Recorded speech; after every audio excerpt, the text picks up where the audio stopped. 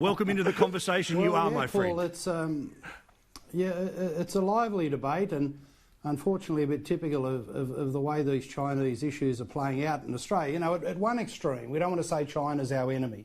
We want to trade with China, but at the other extreme, we don't want to say that we have to rely on Chinese finance, investment and infrastructure to provide basic services in a state like Victoria. It's a third world thing to do. Now, let's have trade, but where you get to the point where you're directly borrowing money from agencies of the Chinese government and relying on the Chinese to build your projects, you know, you're in the status of Sri Lanka and other Asian countries that go down that pathway. And of course the Chinese are doing it not because they love Australia, but they're expecting some form of influence and leverage in return. So look, we need to strike a middle way. And that is that, yes, we want trade, but on Rita's point, we can't apply a human rights test to all our trading partners around the world. We wouldn't trade with Central America or South America or Africa or the Middle East or most parts of Asia. So, you know, I know China dominates the minds of many, but we can't expect Australia, a middle power, to change the human rights record of countries all around the world just because we trade with them, just because we have some diplomatic relations with them. So, you know, can we strike a middle ground here? I think what's happening in Victoria, quite frankly, is disgraceful.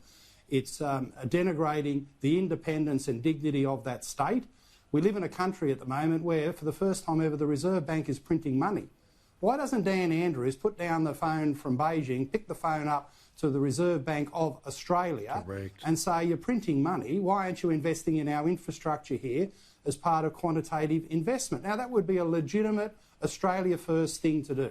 And at the end of the day, we need to forget about the extremes of this debate and have an Australia first approach that says we trade because we want jobs here. We want to get the unemployment rate down.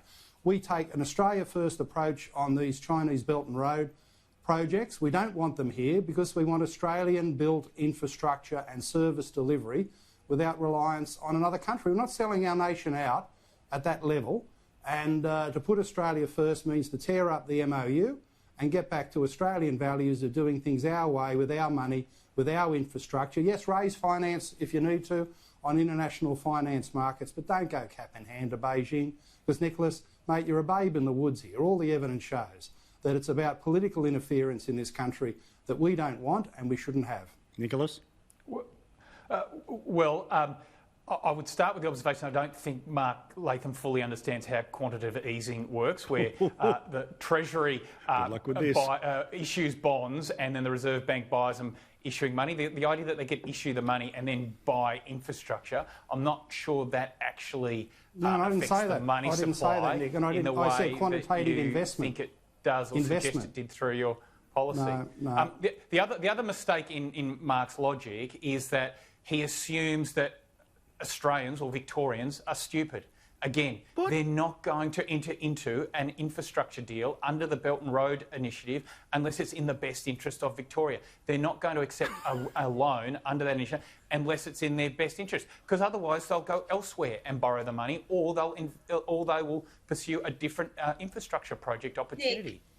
Please don't conflate all Victorians we're not a pinpoint African Andrews. nation, is what I'm trying to say. Dan Andrews has made this decision, not Victorians. So please don't conflate this with all Victorians. And it's not a decision that he took to an election. He did not say, vote for me, and I'm going to be the only state in Australia that's going to go ahead and be part of this project. So I think a lot of Victorians, and yes, a lot of Victorians support Dan Andrews, but they have got plenty of reservations about this particular decision, and we still don't know the detail. Why can't the detail be shared with the Victorian public? Agree. All right, now, straight after the break, Nick, we are Nick, going... Can I just say...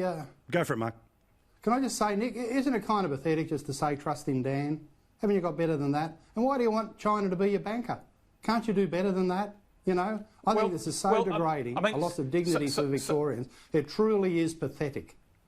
Well, I mean, you want to know what the definition of naive is? Like, what's our explanation to those Australian barley growers or those Australian beef exporters who are now seeing that produce that they have to export to China now coming from the US? Talk about the art of the deal. Donald Trump has played us like a piano.